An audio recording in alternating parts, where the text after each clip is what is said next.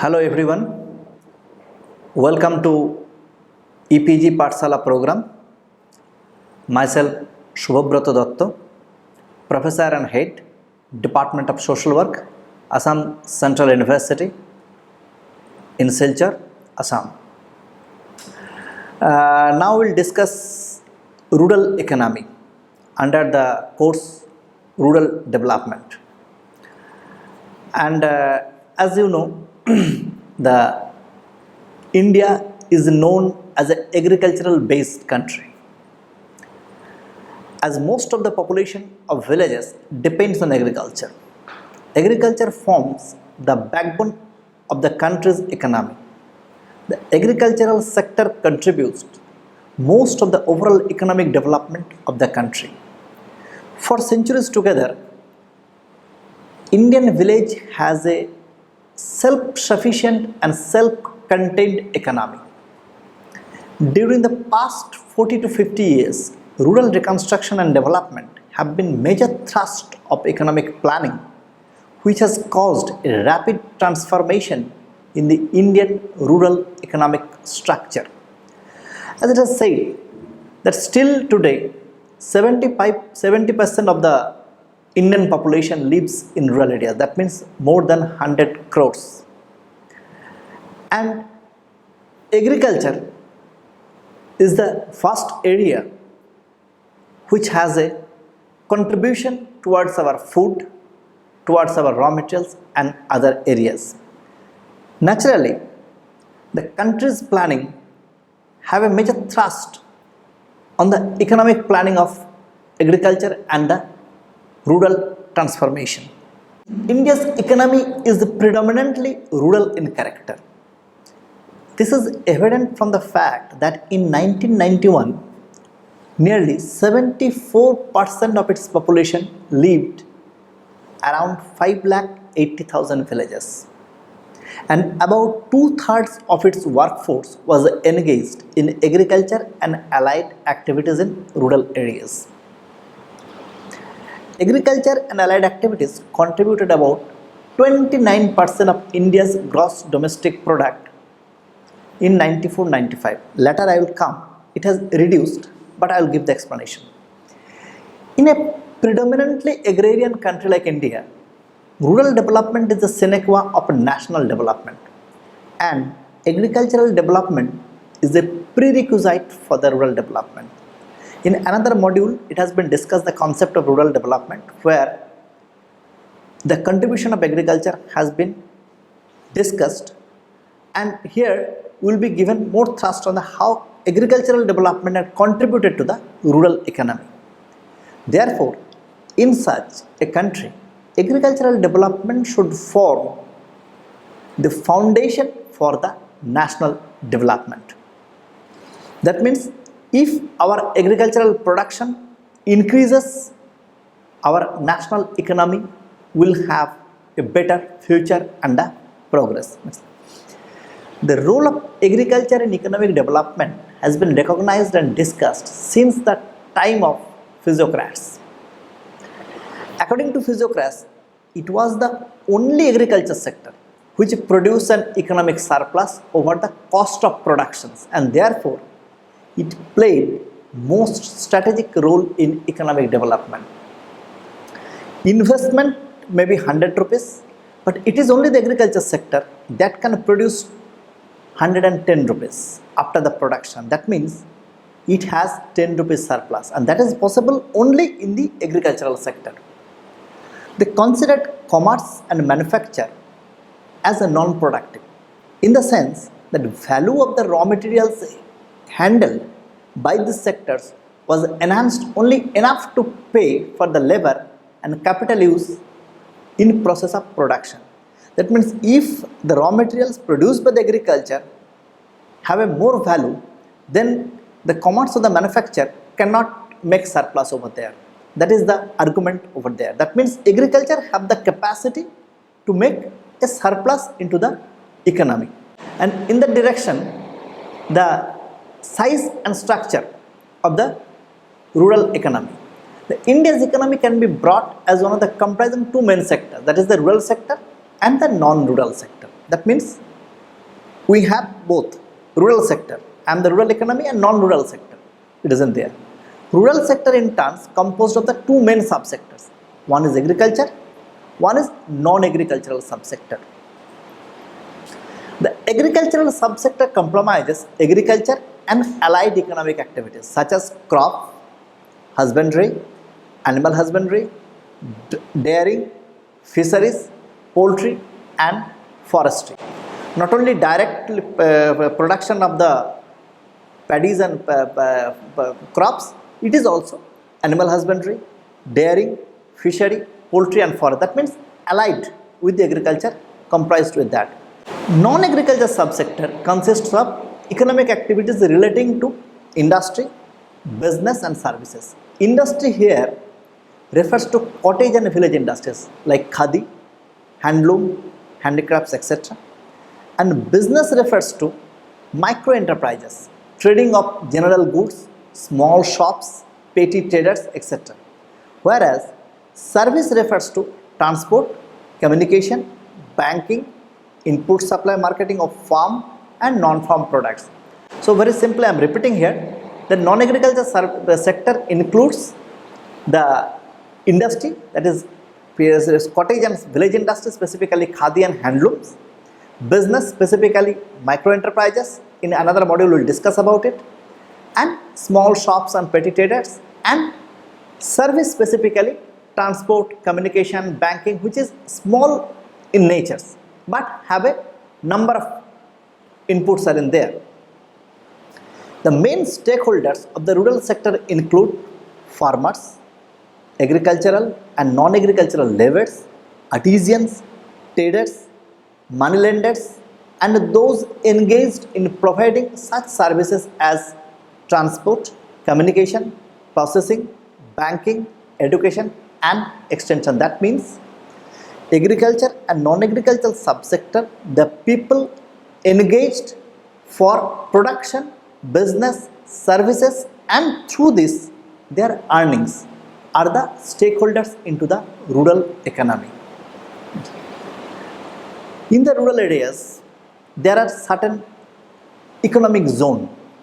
One zone is the forest, which is very valuable and renewable sources, providing a vital life support system. With the fast growing population, the demand on forest has progressively increased. Because the number of population will increase, you require forest because it is input of the raw materials.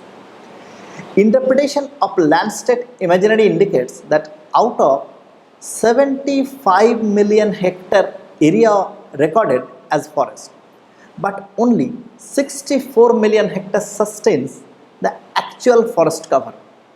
And out of this 64, only 35 million hectare adequate cover, which accounts only 11% of the total geographical area of the country at present. That means actual forest locations in total sense what a forest should be is the only 11% of our country's geographical area.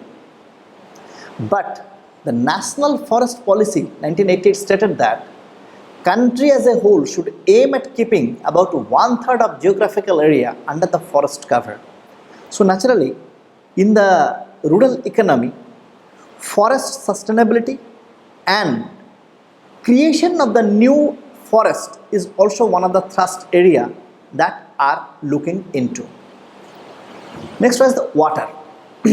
Another resource is the water. That is, water is a vital and realizing the full potential for the agriculture.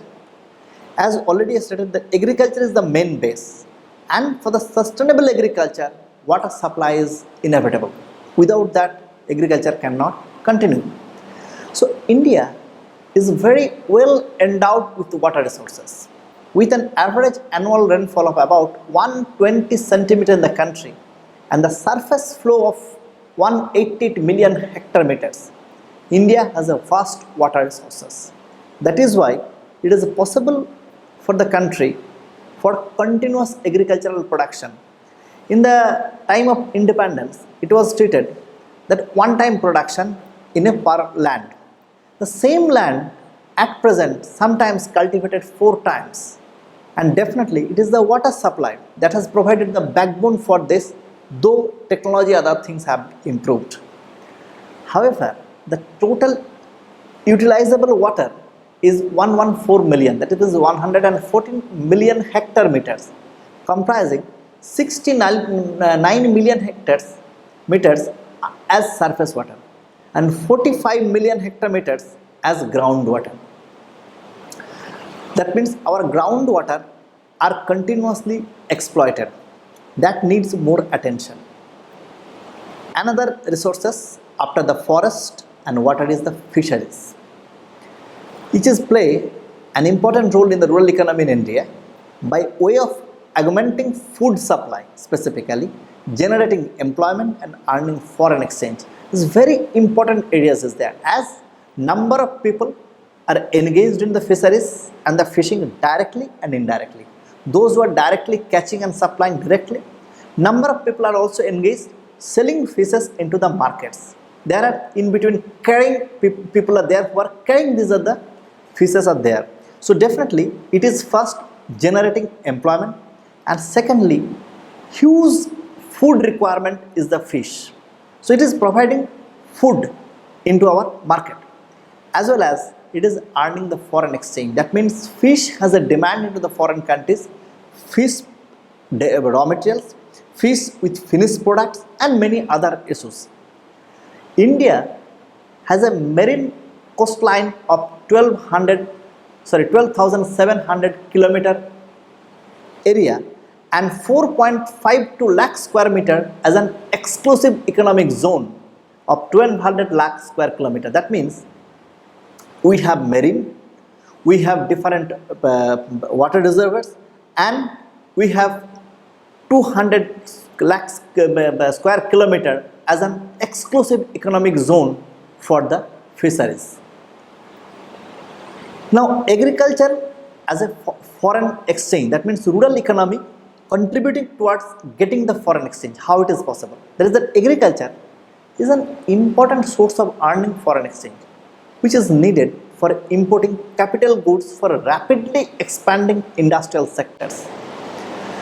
That means agriculture technology has improved. That technology requires certain capital goods, and that capital goods we are importing from the foreign country. So it is one of the area of exchange. Secondly, the value of agricultural exports announce about 18 to 20% of the total value of exports from India.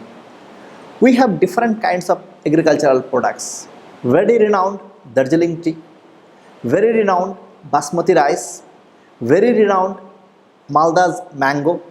Likewise, number of agricultural products are there that is directly as a as a product, agricultural product are being exported into the different Western countries, specifically Europe and America, and for which it is earning foreign reserves in our economy, and that goes to 18 to 20% by the direct agricultural production increase. Exporting. Agricultural makes its contribution to the net foreign exchange earning through displacement of current and potential imports and through the expanding exports. That means earlier we were importing wheat from the different countries. Now, due to the expansion of agricultural products of the wheats, we may not be in a state that we require imports for the wheat. Secondly, we are importing sugar also. Our agriculture, specifically sugarcane production, reduce that imports too. On the other hand, we are exporting tea, we are exporting fruits, we are exporting our sugars also, and we are earning the foreign exchange. So it is both reducing the import and expanding the exports too by the agricultural products, and it is the contribution into the foreign exchange. It is market for the industrial goods and services. Market means rural sector itself is a market for the different products. Likewise, in urban sector we considered as a market where different products are being sold. Rural sector itself is a huge market for the number of different products. Like the agricultural sector provides a ready and big market for many goods manufactured and services provided by the secondary and tertiary sectors. Agriculture requires number of goods. What are those? Goods includes pesticides, insecticides, farm machinery, pump sets, cattle and poultry feed, fish feed, pipelines, fencing materials, veterinary medicines, and vehicles. So that means it is the scope for a huge industrial secondary and tertiary outputs to be sold as a finished product into the rural economy. Rural people also buy consumer goods manufactured by the industrial sectors. The one kind of product required for the manufacturing into the rural products. Another thing is that for their own requirement as a consumer goods, it is also being purchased by the rural people. I am giving one example. Now different pouch based products, it was not sown into the before 90s, maybe mid 90 onwards, whether the shampoo, whether the soap, or the many kind of consumer products have started to come in a very small unit that may be sold in 1 rupee, 1, 2 rupee or 3 rupees. Okay, as a bulk product in a bottle it required 100 rupees. Why this as the pouches have come up? Because target into the rural market, and it is huge sale are taking place over there. In fact, now many big companies have their eyes on rural markets for their products and services. Thus, increased farm income and purchasing power is a valuable stimulant to the industrial development, because the rural economy is market for many products as well as for the consumer products too. Now, rural economy is a source for the cheap food.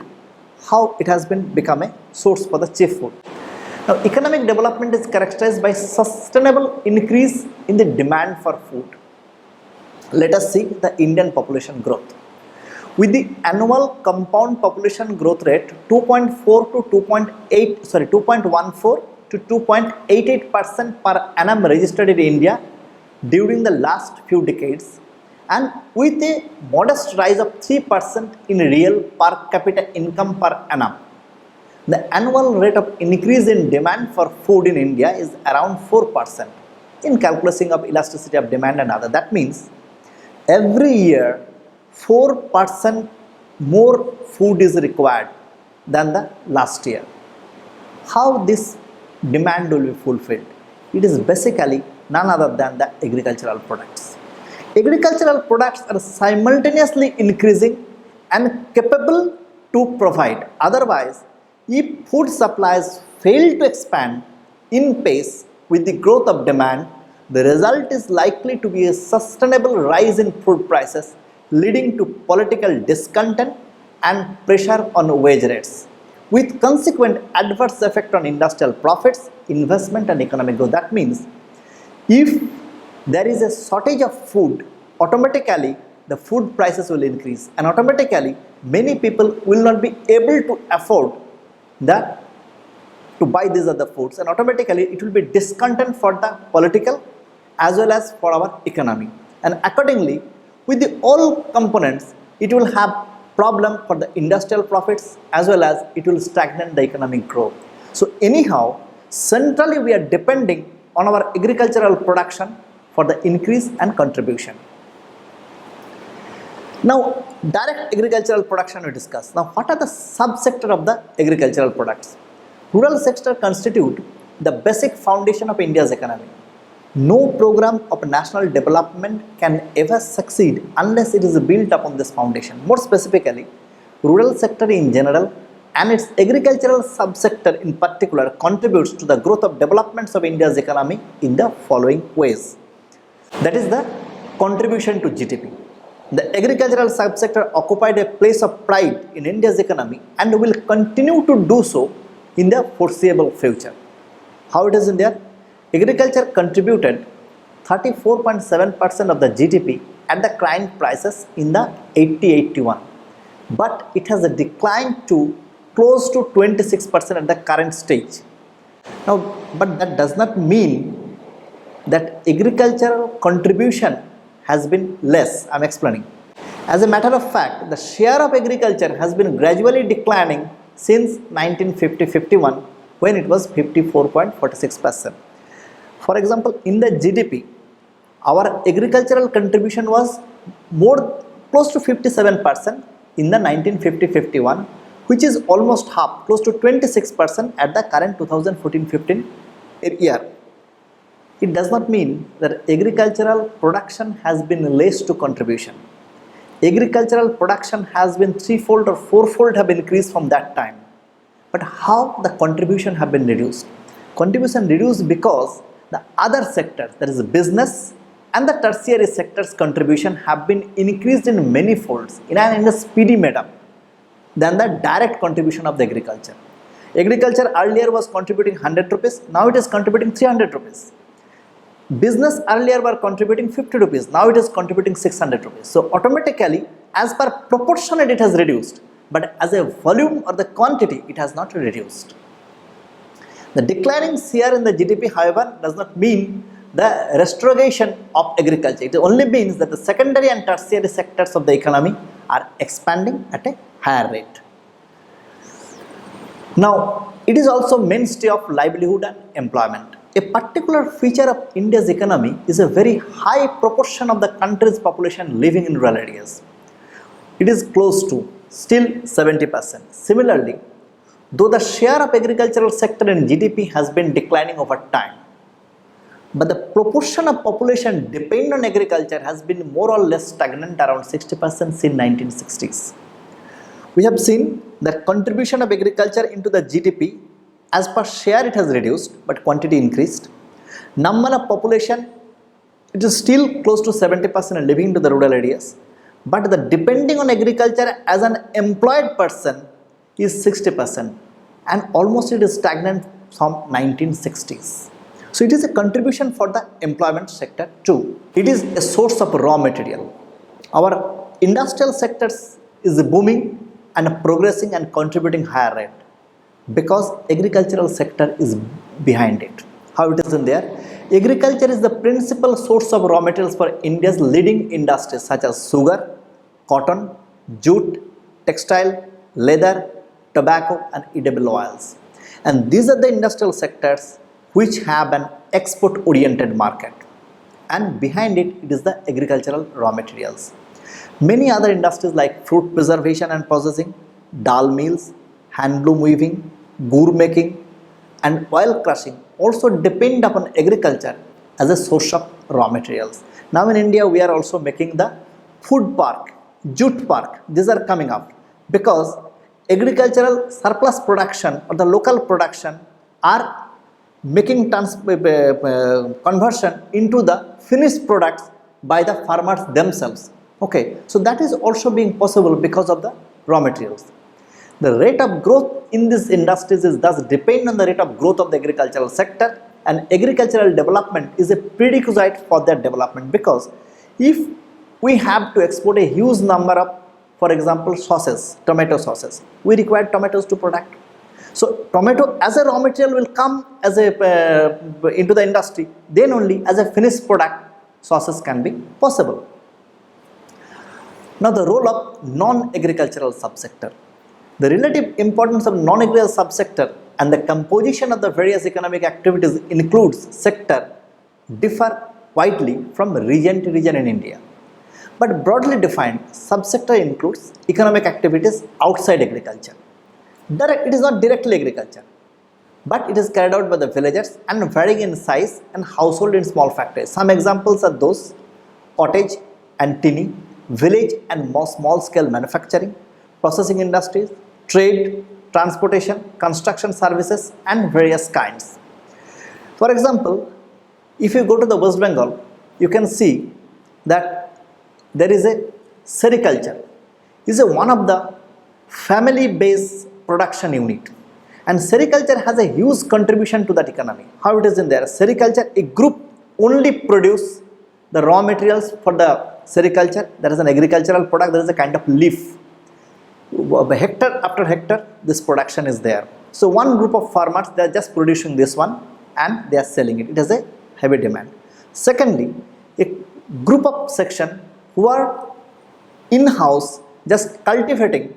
These are the sericulture seeds, and they are finishing the raw materials is coming out as a just what is called silk, as a raw it is coming out, and then this silk are being converted by the another sector, maybe cottage industrials part. They are making some sarees and different finished product that is also export oriented. So three way, at first it is agriculture, then it is a semi-agriculture, that means raw materials are coming out, and this raw silk are being converted into the finished products, and that is also being exported. So it is a kind of agriculture, non-agriculture subsectors, as well as a service.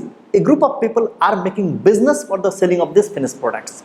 So it is the contribution of the non-agricultural subsector. In India, cottage and village industries have been important occupation of landless and other people live in villages. Those do not have the land, they are specifically depending on one product to another product, in between they are making the business. And Khadi and Village Industries Commission has identified still today 95 industrial products are to be produced through the cottage industrial products only, and certain categories of products are also reserved. These are mineral based industries, forest based industries, agro based industries, polymer and chemical based industries, engineering and non-conventional energy based industries, textile industries and other khadi, and service industry. Non-agricultural subsector of India's rural sector also occupies an important place into the India's economy. How it is as a source of income, employment opportunities for the landless. Out of 27 crore rural workers, 4.5, that means 16 to 70% are engaged in a non-agricultural subsector. It is a huge employment generation area that almost 4.5 crore people are engaged, and that is 16 to 17% of our manforce. At the last, if we just want to sum up how the concept of rural economy and its contribution, it is specifically agricultural base, and agriculture have its subsectors also, that is agriculture and allied economic activities, crop husbandry, animal husbandry, dairying, fisheries, poultry and forestry. Direct agriculture as well as indirect agriculture both have a contribution, and it has generated employment in a huge number. Non-agriculture subsector consists of economic activities that is relating to industry and business, services. Industry here refers to cottage, village industries, khadi, handloom, handicrafts. And rural economy has become the source for our manufacturing products. That means our industrial sector is booming because of the raw materials supplied by the agriculture. Secondly, rural economy is a place where finished products are also being sold. That means a circle are being completed. Producing raw materials, it is being input as producing a finished product, that is become raw materials for the industry. Industrial finished products are becoming a market for the and it is becoming a market for the industrial finished products also. So it is almost completing a chain, and it is directly and indirectly helping the country to earn the foreign exchanges as well as to reduce the imports because of its self-sustainable capacity of the required foods, and exporting the foods and finished products are helping us to get the foreign exchanges. Okay, thank you for more explanation. Follow the e-text and the references over there.